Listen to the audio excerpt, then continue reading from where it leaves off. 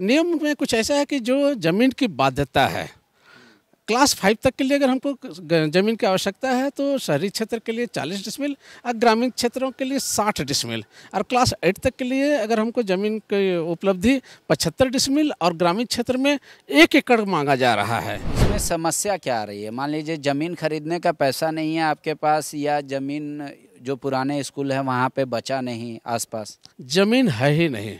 2 कारण है। पहला कि जब हम लोग स्कूल चला रहे थे, शुरुआत कर रहे थे, तो उस समय स्कूल को देख के भी अगल बगल में ज़मीन बिका, और अभी वहाँ ज़मीन उपलब्ध नहीं है। दूसरी बात, अगर ज़मीन है तो इतना पैसा का, इतना उसका रेट है जो कि हम लोग दे नहीं सकते हैं। ज़मीन की समस्या हो रही है और हम लोग बहुत मिनिमम फ़ी में, मतलब 200-250 रुपये में बच्चों को पढ़ाते हैं, है ना। और वो अगर हम लोग के लिए 25,000 और 1 लाख रुपया का ये एफडी की बात होता है, तो उसमें हम लोग को बहुत दिक्कतों का सामना करना पड़ता है। वहाँ पे आप लोग टीचर भी रखते हैं? लेकिन जो पुराने विद्यालय खुले हुए हैं और जहाँ पर बच्चों की अच्छी शिक्षा दी जा रही है, गुणवत्तापूर्ण शिक्षा दी जा रही है, हम लोग सरकार से निवेदन करेंगे कि उसको इंटरफेयर ना करें, उनको संचालित करने के लिए सरकार सहयोग करे और इस नॉर्म्स को हटा दे। नमस्कार, आज आपको हम स्कूल की कहानी बताने जा रहे हैं। कोई ऐसा स्कूल नहीं है जिसके बारे में आप जानते हो या ना जानते हो।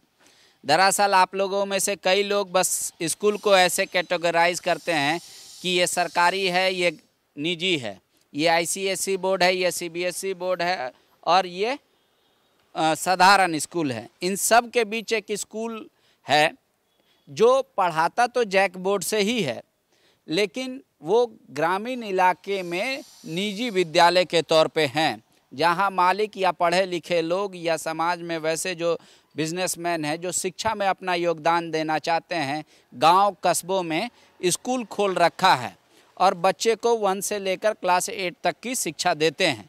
अलग अलग स्कूल है, कहीं 50 भी बच्चे मिलेंगे, कहीं 100 और 150 भी मिलेंगे, कहीं 500 से 1000 भी मिलेंगे। उन स्कूल के बच्चे बाकी जो सरकारी स्कूल है उससे बेहतर होते हैं, क्योंकि वो निजी विद्यालय है और वहाँ टीचर प्रॉम्प्ट होते हैं। वैसे स्कूल के सारे जो ऑनर हैं इस वक्त आए हुए हैं और मैं इनसे यही जानने आया हूं, क्योंकि सरकार की एक नियम से ये परेशान हो गए हैं। अब इनको कहा जा रहा है कि अगर आप स्कूल चलाएंगे तो आपको इन्वेस्टमेंट करना है, बहुत बड़ा ज़मीन खोल के, तभी आप स्कूल चला सकते हैं, नहीं तो आप स्कूल बंद कर दीजिए। क्या है आप लोगों का, कब से ये परेशानी शुरू हुआ, कौन नियम बनाया, कब बना? देखिए, झारखंड निःशुल्क बाल अधिकार अधिनियम जो भारत सरकार के द्वारा भी 2009 में बनाया गया था, उसके बाद झारखंड सरकार 2011 में एक संशोधन के रूप में लाए थे, लेकिन वो भी जो केंद्र सरकार का जो नियम था उसी को फॉलो करते हुए चल रहे थे। लेकिन 2019 में अचानक रघुवर सरकार जी के शासनकाल में इसी नॉर्म्स को पूर्ण रूप से बदल दिया गया, और ऐसा नॉर्म्स सिर्फ और सिर्फ पूरे भारत में किसी भी राज्य में बदला नहीं गया, सिर्फ और सिर्फ झारखंड में बदला गया है। और इस जैसा कोई नियम को बदला गया है उससे हम लोग त्रस्त हैं। ये नियम किसी भी परिस्थिति में हम लोग उसको इम्प्लीमेंट नहीं कर सकते हैं। क्या क्या है नियम में? नियम में कुछ ऐसा है कि जो ज़मीन की बाध्यता है, क्लास 5 तक के लिए अगर हमको ज़मीन की आवश्यकता है तो शहरी क्षेत्र के लिए 40 डिसमिल और ग्रामीण क्षेत्रों के लिए 60 डिसमिल, और क्लास 8 तक के लिए अगर हमको ज़मीन की उपलब्धि 75 डिसमिल और ग्रामीण क्षेत्र में 1 एकड़ मांगा जा रहा है। जब मिनिमम होना चाहिए तभी स्कूल खुलेगा, इतना मिनिमम होना चाहिए तभी उसके बाद स्कूल खुलेगा। और इसके साथ साथ एक और बहुत कड़ा नियम कर दिया गया है कि 18x22 का कमरा का साइज होना चाहिए। हमारे पास कहीं कहीं 15 बच्चे, कहीं 20 बच्चे, कहीं 30 बच्चे, और इतने बड़े बड़े रूम को हमको ज़रूरत पड़ती भी नहीं है, जो कि ये जो गवर्नमेंट से जो सीबीएसई आईसीएसई बोर्ड है जहाँ पर बहुत बच्चे पढ़ते हैं, 70, 80, 100 बच्चे पढ़ते हैं, वहाँ ये रूम की साइज़ ठीक हो सकती है। लेकिन हम लोग के पास उतने बच्चे नहीं हैं, तो हमारा सरकार से ये मांग रहता है कि जो स्कूल का जिस तरह का इंफ्रास्ट्रक्चर अभी तक बना हुआ है पुराने समय से, वो इंफ्रास्ट्रक्चर को उसी तरह इम्प्लीमेंट किया जाए, और जब हम नया बनाएंगे तो इस नॉर्म्स को हम फॉलो करने के लिए तैयार हैं। मतलब आप चाह रहे हैं कि जो पुराने स्कूल ऑलरेडी रन कर रहे हैं उस पर ये इम्प्लीमेंट ना हो। लेकिन एक बात तो ये है ना कि ज़मीन की उपलब्धता सरकार सोच रही होगी कि बाद में ये स्कूल और डेवलप करेगा, इसीलिए अभी ज़मीन खरीद ले। अगर वैसे हमको ज़रूरत पड़ेगी तो हम उस जगह से हट जाएंगे, लेकिन हम ज़रूरत तो देख पड़े तब तो। अभी हमारा संसाधन इतना सशक्त नहीं हुआ है कि गवर्नमेंट के हर नॉर्म्स को हम लोग फॉलो कर सकते हैं। सबसे बड़ी बात है कि नॉर्म्स जो मेरे पास है, यहाँ पर एक चीज़ साफ साफ लिखा है, यह राजपत्र में अधिसूचना प्रकाशित होने की तिथि से प्रभावी होगी। यानी कि ये नॉर्म्स बना है 25/4/2019 को, तो उसके बाद से प्रभावी होना चाहिए। और जबकि सरकार बोलती कि नहीं, जो शुरू से जब से भी चला रहा है उसको भी इसके नॉर्म्स के अंतर्गत लाया जाएगा। ये हमारे पास जो सरकार का अधिनियम है, मैं उनको सामने ला रहा हूँ। तो इसमें समस्या क्या आ रही है? मान लीजिए ज़मीन खरीदने का पैसा नहीं है आपके पास, या ज़मीन जो पुराने स्कूल है वहाँ पे बचा नहीं आसपास? ज़मीन है ही नहीं। दो कारण है। पहला कि जब हम लोग स्कूल चला रहे थे, शुरुआत कर रहे थे, तो उस समय स्कूल को देख के भी अगल बगल में ज़मीन बिका, और अभी वहाँ ज़मीन उपलब्ध नहीं है। दूसरी बात, अगर ज़मीन है तो इतना पैसा का, इतना उसका रेट है जो कि हम लोग दे नहीं सकते हैं। और एक बहुत बड़ी बात है जो हम सरकार के याददाश्त में डालना चाहते हैं, अभी हमारे हेमंत सोरेन सरकार जी हैं, कि उनको ये चीज़ हम लोग बतलाना चाहते हैं कि अभी जो झारखंड में जो भी आदिवासी लैंड है, चाहे संथाल परगना CNT एक्ट और SPT एक्ट लागू है, और इसको 30 साल का लीज के लिए कंपलसरी किया गया है। और ऐसा कोई नॉर्म्स नहीं है कि CNT एक्ट और 30 साल का लीज नहीं? 30 साल का लीज नहीं होता, 5 साल का लीज होता है। तो क्या ऐसे जो विद्यालय संचालक हैं, तो क्या हर साल 5 साल के लिए उसको चेंज करते रहेंगे? क्या उतना कैपेसिटी है उनके पास? दूसरी बात है कि जो नॉर्म्स बनाए हैं वो थोड़ा सा सोच समझ के बनाना चाहिए था। एक और क्या क्या नॉर्म्स है वहाँ पे? टीचर कितने क्वालिफाइड होने चाहिए, वहाँ पे प्लेग्राउंड कितना होना चाहिए, ये सब, या कितना पैसा आप लोग ले सकते हैं गार्जियन से, उस पर भी है क्या? फीस के लिए नहीं है, वो बोला जाता है कि मिनिमम फीस पे चलाना है। अभी हम लोग के पास एक और बहुत बड़ा ये है कि हमको 1 लाख रुपया सोसाइटी या ट्रस्ट के नाम से FD करना है, स्कूल के सोसाइटी या ट्रस्ट के नाम से, और 25,000 रुपये का हमको, अगर क्लास 8 तक के लिए हमको अप्लाई करना है तो 25,000 रुपये का चालान भरना है, और अगर क्लास 5 तक के लिए करना है तो 12,500 रुपये का चालान भरना है। हर साल? नहीं, एक बार, ये एक बार भरना है। लेकिन हम बहुत ऐसे स्कूल हैं जिनके पास 1 लाख रुपए का फंड को भी व्यवस्था करना बहुत मुश्किल हो जाता है। बहुत, हम लोग इसमें बहुत ज़्यादा दबाव नहीं डालना चाहते हैं, लेकिन कुछ नॉर्म्स और हैं। जैसे कि अग्निशमन से हमको सर्टिफिकेट मिलना है, और अग्निशमन विभाग में हम लोग जब गए थे तो बोला कि G+2 का हम लोग सर्टिफिकेट नए पुराने बिल्डिंगों को हम लोग नहीं देते हैं, नए बिल्डिंग जो एकदम शुरुआत इंफ्रास्ट्रक्चर तैयार करता है उसको देते हैं। तो हम लोग सरकार से भी अवगत कराना चाहते हैं, क्या ऐसा है कि जो मेरा पुराना बिल्डिंग बना हुआ वहाँ पर, या फिर मेरा जो खपड़ेल का है या कोई एस्बेस्टस का है, तो क्या उसको अग्निशमन विभाग हमको सर्टिफिकेट देगी? नहीं देगी। और दूसरा है कि जो वाटर प्यूरीफाई के लिए ये सब बोला जा रहा है, तो बहुत जो छोटा छोटा समस्या उसका हम लोग समाधान करने के लिए तैयार है, लेकिन जो बड़ा समस्या है उसको हम सरकार को इंगित कराना चाहते हैं कि माननीय हेमंत जी, माननीय जगन्नाथ महतो जी, कुछ नॉर्म्स को चेंज करवाइए, और छोटे छोटे जो स्कूल हैं उसको इस 40,000 से अधिक लगभग ऐसे स्कूलों की संख्या होगी। 5 से 6 लाख विद्यार्थी इसमें पढ़ते हैं। निजी स्कूल जो जैक बोर्ड से हैं और 10 तक नहीं है, नॉन एफिलिएटेड। आपका क्या नाम हुआ और आप कितने साल से स्कूल चलाते हैं? आपके साथ क्या समस्या? मेरा नाम आलोक विपिन टोप्पो है।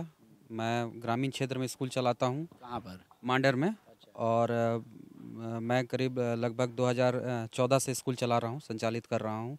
मेरे पास समस्या ये है सर कि ज़मीन तो मेरे पास काफ़ी है, जितना गवर्नमेंट मांग रही है उससे कहीं ज़्यादा ज़मीन है मेरे पास, लेकिन है वो CNT एक्ट के अंतर्गत आता है, और गवर्नमेंट 30 साल के लिए लीज मांगती है, और वो 30 साल हम लोग का होता नहीं, 5 साल के लिए होता ही है। तो वही ज़मीन की समस्या हो रही है, और हम लोग बहुत मिनिमम फ़ी में, मतलब 200-250 रुपये में बच्चों को पढ़ाते हैं, है ना। और वो अगर हम लोग के लिए 25,000 और 1 लाख रुपया का ये FD की बात होता है, तो उसमें हम लोग को बहुत दिक्कतों का सामना करना पड़ता है। उसमें वहाँ पे आप लोग टीचर भी रखते होंगे, प्यून भी, ये सब भी? सारा व्यवस्था है सर हमारे स्कूल में। आप आके देख सकते हैं कि सारा व्यवस्था है, प्यून है, 17 स्टाफ है मेरा, और सारा को मेंटेन करना उसी ये में 250-300 फीस है जो हमारी, उसी में उसको सारा मेंटेन। सरकार का तो एक तर्क ये भी हो सकता है ना कि कुकुरमुत्ता की तरह स्कूल भी उगाए हैं, उस पर नकेल कसने के लिए ये लगा दे। ये बहुत आश्चर्य की बात है।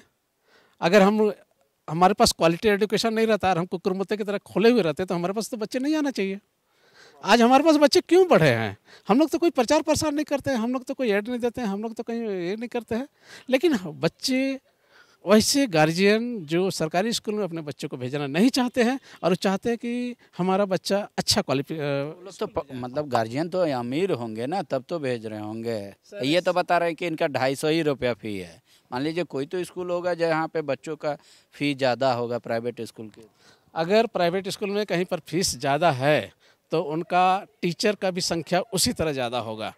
दो बात मैं बोलना चाहता हूँ। पहला बात कि आज जो गरीब तबके के गार्जियन हैं, जो रिक्शा पुलर है, वेजिटेबल वेंडर्स है, कहीं काम करने वाले हैं, खेतीहर मजदूर हैं, वो चाहते हैं कि हमारा बच्चा अच्छा शिक्षा पाए। अच्छी शिक्षा के लिए उन लोग सरकारी स्कूल में नहीं भेज के गांव मोहल्ले में भी, जो देहाती क्षेत्र में भी अगर कोई प्राइवेट स्कूल खोलता है तो उसमें उनको ज़्यादा विश्वास होता है और अपने बच्चे को वहीं पर डालते हैं। उनको ये महसूस होता है कि सरकारी स्कूल से अच्छा यहाँ पर पढ़ाई हो रहा है। और दूसरी बात मैं आपको एकदम खुले दिल से बता देना चाहता हूँ, हमारे पास सरकारी जॉब में काम करने वाले अभिभावकों के बहुत कम बच्चे रहते हैं। जो भी हैं, मतलब आपका जो पेयर होता है वो बहुत मतलब धनाढ़ नहीं होता है, गरीब तबके के लोग, लेकिन वो डेडिकेटेड है कि कुछ भी पैसा लगे हम बच्चा को पढ़ा लेंगे। बच्चे को शिक्षा देना उनका पहला उद्देश्य होता है। आपको आश्चर्य होगा, कभी हम लोग के स्कूल में आइए, गार्जियन ये बोलते हैं कि अगर मैं देहाती क्षेत्र से शहर में आया तो सिर्फ और सिर्फ बच्चे को पढ़ाने आया हूँ। और उन लोग यहाँ के CBSE और ICC बोर्ड के जो फीस का स्ट्रक्चर है उन लोग दे नहीं सकते हैं और मजबूरन हम लोगों के पास आते हैं। और उसके बावजूद भी हम लोग उनकी फ़ीस को कम भी कर देते हैं और कहीं कहीं माफ़ भी कर देते हैं। सभी स्कूल इस तरह के काम करते हैं। तो ठीक है, मान लीजिए अगर ऐसा हो, कोई सरकार कहे कि जो पहले खुल गया स्कूल उस पर ये लागू नहीं होगा, अब नए से लागू होगा, तो आप लोगों को आपत्ति होगी? नहीं नहीं, हम लोग की कोई आपत्ति नहीं है। अगर हम लोग का भी रूम बने आज के बाद से, 2019 के बाद अगर हमारे रूम का कमरा का साइज बन रहा है, हम लोग उसको इम्प्लीमेंट करने के लिए तैयार है। हम लोग कहाँ बोल रहे हैं। या फिर मान लीजिए कि ज़रूरत पड़ेगा कि हमको आज जहाँ पर मेरा इंफ्रास्ट्रक्चर है, हमको कहीं नया जगह बनाना पड़ रहा है, हम सरकार के नॉर्म्स को फॉलो करने के लिए तैयार हैं। लेकिन जो पुराने विद्यालय खुले हुए हैं और जहाँ पर बच्चों की अच्छी शिक्षा दी जा रही है, गुणवत्तापूर्ण शिक्षा दी जा रही है, हम लोग सरकार से निवेदन करेंगे कि उसको इंटरफेयर ना करें, उनको संचालित करने के लिए सरकार सहयोग करे और इस नॉर्म्स को हटा दें। ठीक है, एक मेरा ये सवाल है कि मान लीजिए कि जो बच्चे आपके यहाँ पढ़ रहे हैं 8 तक, उसके बाद वो लोग किस स्कूल में जाते हैं या वहाँ से क्या जाते हैं? आपका तो एफिलिएटेड अभी मान्यता नहीं है सरकार के तरफ से। हाँ जी सर, ये एक बहुत बड़ी बात है। लेकिन बच्चे जब 8 क्लास में पहुँचते हैं तभी हम लोग गार्जियन के साथ वर्कशॉप कर लेते हैं और गार्जियन अपने हिसाब से अपने बच्चों को देख लेते हैं कि आगे के क्लास के लिए हमें कहाँ बच्चों को भेजना होता है और वो पूरी तरह से आश्वस्त होते हैं। और अभी हम लोग 2, 5, 7 जो भी 10 बैच चलाए, उसमें हम लोगों ने देखा है कि बच्चे बहुत अच्छी जगह एडमिशन ले पाते हैं क्योंकि हम लोगों की रिजल्ट बहुत बेहतर और बहुत अच्छी होती है और गुणवत्तापूर्ण होती है। तो बाकी जो स्कूल में अगर वो 9th में जाते हैं तो वो सारे स्कूल आपके स्कूल को मान्यता देते हैं कि हाँ वो ठीक है, अच्छा स्कूल से आया, भले एप्लीकेशन है? हाँ जी, यस सर, ये देते हैं क्योंकि वो बच्चे जहाँ तक भी जाते हैं तो वैसे ही जो गवर्नमेंट की तरफ से नॉन एडेड स्कूल होते हैं वैसे ही स्कूलों में उन लोग जाते हैं और जहाँ पर गवर्नमेंट सपोर्टिव होते हैं और रियल में सही मायने में बच्चे वहाँ पर एडमिशन ले पाते हैं और आगे मैट्रिक कर पाते हैं अच्छे तरीके से। रिटन क्वालिफाई करते हैं, जहाँ पर भी एग्ज़ाम होता है, एडमिशन के लिए एग्ज़ाम होता है और रिटन क्वालिफाई होते हैं तो वो बच्चे को ले लिया जाता है। ऐसे आप लोग जो स्कूल इतना चला रहे हैं, आप लोग को सरकार के तरफ से कोई हेल्प बिजली में या सड़क में या किसी तरीके का पैसे से संबंधित? आज तक ऐसा कहीं नहीं हुआ है। शहरी क्षेत्र में तो हम लोग के ऊपर बहुत शिकंजा भी है। Commercial electricity, commercial holding tax, water supply का है और ट्रेड लाइसेंस लेना पड़ता है। कचड़ा का भी 1000 रुपये हम लोग को पर मंथ देना पड़ता है इस शहरी क्षेत्र में। ग्रामीण क्षेत्र अभी इससे अछूता है, हम लोग इसके बारे में कहेंगे। और झारखंड में हर एक जगह, बहुत जगह इस तरह का टैक्स लिया जा रहा है। ग्रामीण क्षेत्र में अभी कोई टैक्स नहीं दे रहा है। तो देख लीजिए, सरकार कहेगी कि अगर आप बेरोजगार हैं तो स्वरोजगार कीजिए। ये लोग पिछले कई सालों से स्वरोजगार कर रहे हैं। सिर्फ स्वरोजगार नहीं कर रहे हैं, ये वो लोग हैं जो नौकरी कर भी रहे हैं और नौकरी दे भी रहे हैं दूसरे को भी। लेकिन इनके सामने समस्या उत्पन्न हो गई है। दरअसल पिछली सरकार ने एक ऐसा नियम कानून बना दिया और अब उसका इम्प्लीमेंटेशन पुराने स्कूल में भी कराया जा रहा है कि अगर स्कूल आपको 1 to 5 चलाना है तो इतना एकड़ ज़मीन होना चाहिए, 1 to 8 में इतना ज़मीन होना चाहिए। करे वो सब ना तो हमारे पास पूंजी है खरीदने के लिए और ना हमारी आवश्यकता है, क्योंकि हमारे पास बच्चों की भी संख्या सीमित है, हमारे पास कमरे भी सीमित हैं। कमरों की भी नई संख्या जो बताई गई है, साइज सरकार के द्वारा, वो बहुत लंबा चौड़ा बताया गया है।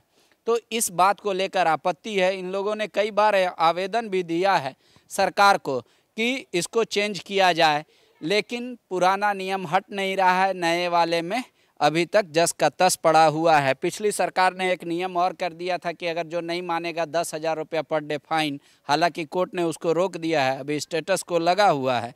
पर अब इनके पास असमंजस की स्थिति है, इन सारे जो प्राइवेट स्कूल के ऑनर्स हैं, कि हम कहाँ जाएं, क्या करें, कैसे करें। जो चाहता भी है 5 से 8 करना वो भी नहीं कर पा रहे, जो 8 से 10 तक करना चाह रहे हैं वो भी नहीं हो पा रहा है। सरकार को जल्द ही इस पे पहल करनी चाहिए और पुराना जो कानून है या तो उसमें इनसे स्टेक होल्डरों से बात करके कोई संशोधन करना चाहिए, या फिर वो कहना चाहिए कि पुराने स्कूल पे ये नियम लागू नहीं होगा, नया स्कूल जो खुलेगा उस पे ये नियम लागू होगा, तब तो कोई हल निकल पाएगा। वरना असमंजस में है, कह रहे कि गार्जियन हमारे यहाँ कम आ रहे हैं एडमिशन कराने, ये कहते हुए कि आप एफिलिएटेड स्कूल नहीं हैं। शुक्रिया। बायोन सालों से मेडिकल एग्जाम प्रिपरेशन के लिए झारखंड में है सिर्फ एक नाम, बायोन, जिसने दिए हैं highest number of selection from Jharkhand in NEET 2022। और अब बायोन लेकर आए हैं नीट 2023 में अपीयरिंग स्टूडेंट्स के लिए सुनहरा मौका। ज्वाइन करें 4 months crash course starting from 9 January 2023। Enroll now. Bayon, a leading institute for pre-medical exam. thefollowup.in. Like, share and subscribe. www.thefollowup.in